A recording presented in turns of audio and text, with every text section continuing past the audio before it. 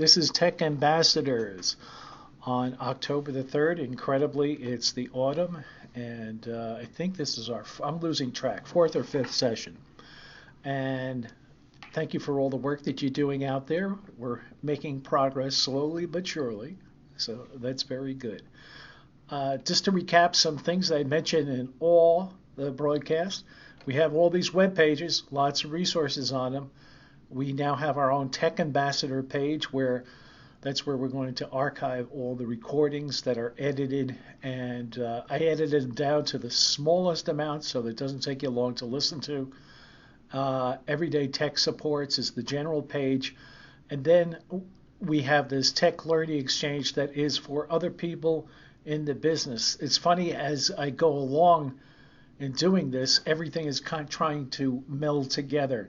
So we're having people from the organization that does our website at Arc of Westchester, and we're going to redesign the website probably sometime in November to make it easier for everybody to access it, because these artificial barriers of Tech Ambassador and Tech Learning Exchange, I don't know if they're worthwhile or they're just an encumbrance. I just want to get as much information out there as possible.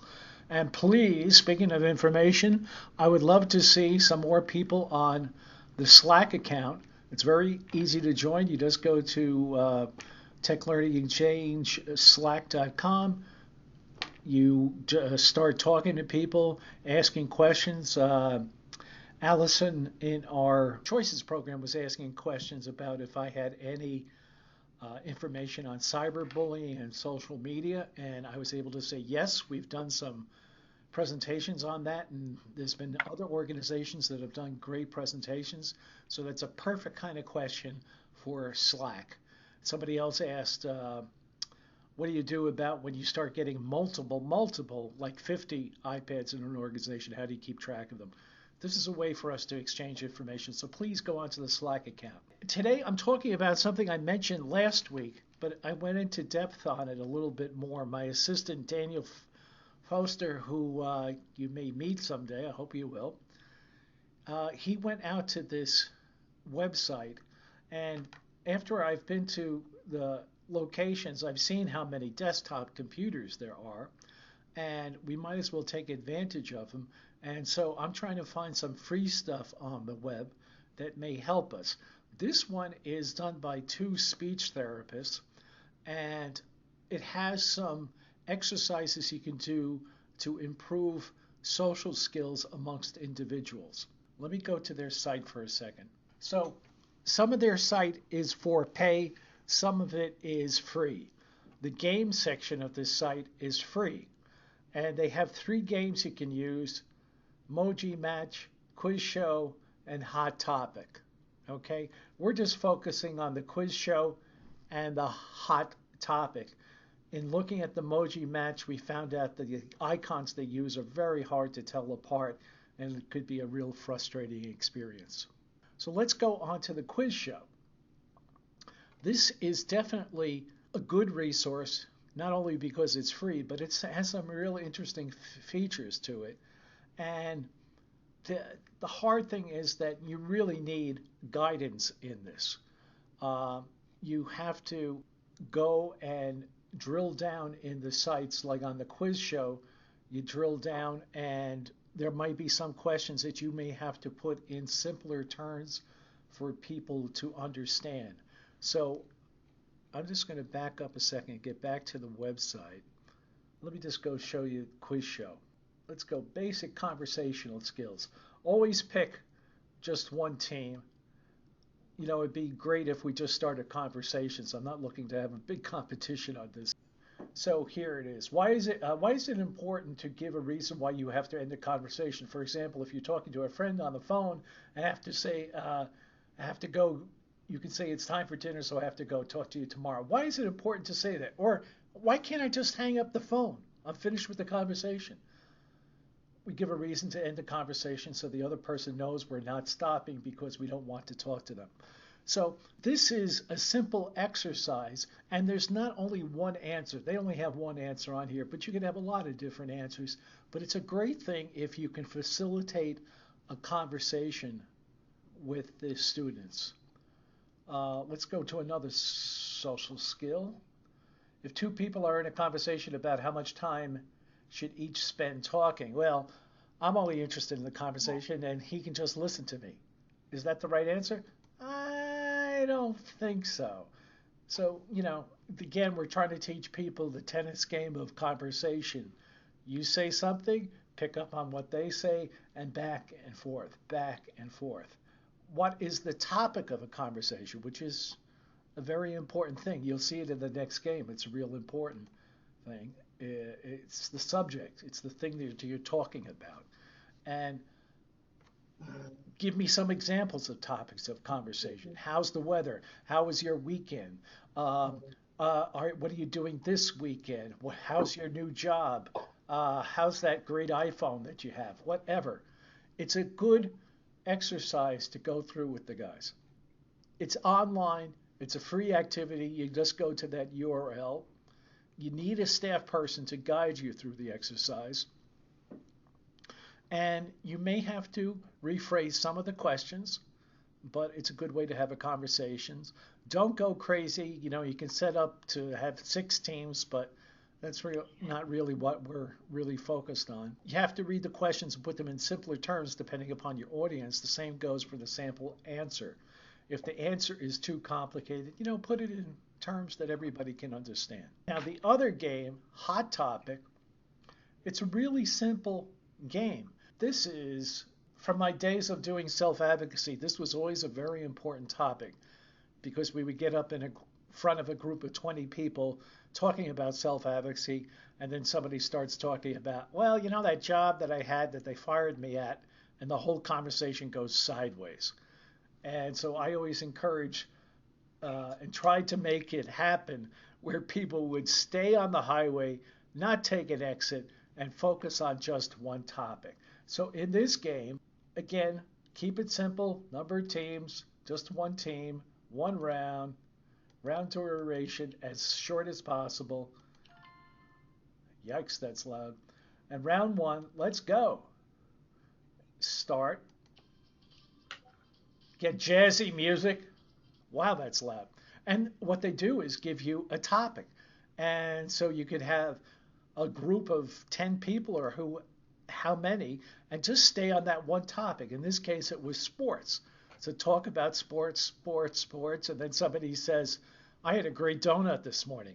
Well, is that staying on topic? Is that what we're talking about? Has anybody had experience in this where somebody is talking and they go off the reservation onto a whole new subject? I think that happens all the time, right? All the time. All the time. So, if somebody is going for a job interview and, in the middle of the job interview, the guy says, well, why do you want this job? Well, I want this job because I want vacation, paid vacation, so that I can go back to Lake George this summer. I had a great time there. I went swimming and we went out to a restaurant and it was a lot of fun. Is that staying on the topic? Is that staying focused? Is it responding to the question? Might be a little bit too honest, I think. So again, it's put in a fun format, and you try and see how many times people get the right answer. And it's all done by the facilitator. So every time somebody in this example talks about sports and so I love baseball, oh great, I love football, then you get 2 points. And did you see that new movie coming out about Billie Jean King? 3 points, great. Tennis. And did you know that we're going to go? We were the bowling champs this year. 4 points. And what are you going to dress up as for Halloween? That's not on topic. So none of these exercises are meant to be a long period of time. If you can get 15 minutes out of focused activity, fantastic. But it's just something new and exciting to do. At this point, with 4 or 5 webinars under our belt, we have, a good number of activities starting.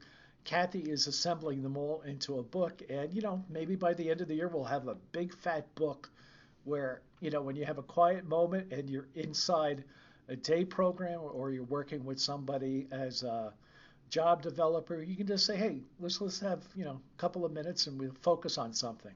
and this could be one of the things we focus on. They have also on this site, the Everyday Speech site, I have to look into it, but they have worksheets that are free for downloading.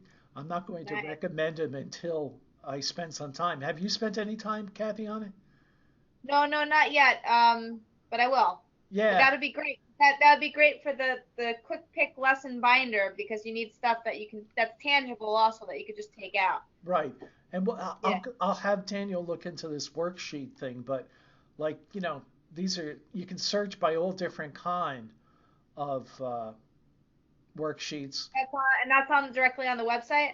Yeah, yeah, and Great. Okay. as far as I see, it's one of the few places, the games and the worksheets are free, and then some of the other Oh, things you have to pay for.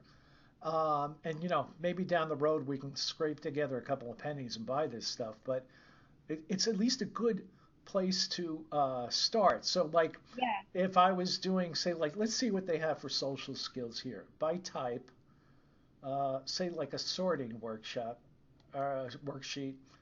Okay, so let's see what they came up with.